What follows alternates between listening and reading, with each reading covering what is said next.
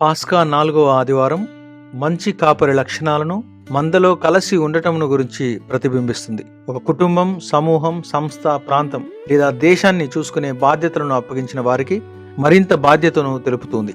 గొర్రెల కాపరికి గొర్రెల యొక్క వాసన తెలుసునని మనం నేడు సువిశేషంలో వింటూ ఉన్నాం.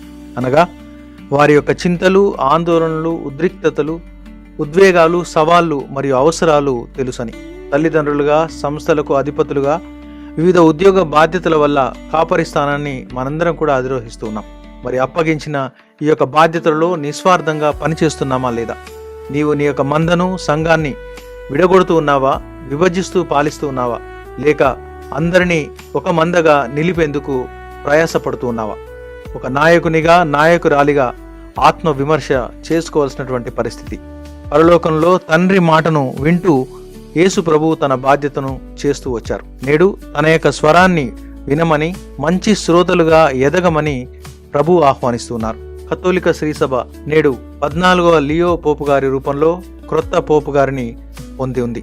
ఆయన తిరుసభ యొక్క అవసరాలను, సవాళ్లను తెలుసుకుంటూ ఆత్మ ప్రేరితుడైన కాపరిగా ఎదగాలని కలిసి ప్రార్థిద్దాం. దేశ రాష్ట్ర నాయకులు, అధికారులు తమ యొక్క బాధ్యతలను తగు రీతిన నిర్వహించేందుకు మనం ప్రార్థన చేద్దాం. దేశ రక్షణ కొరకు ప్రభుని కాపుదలలో ఏక కుటుంబంగా ఉండేందుకు ప్రయత్నిద్దాం, ప్రార్థిద్దాం. ఆమేన్.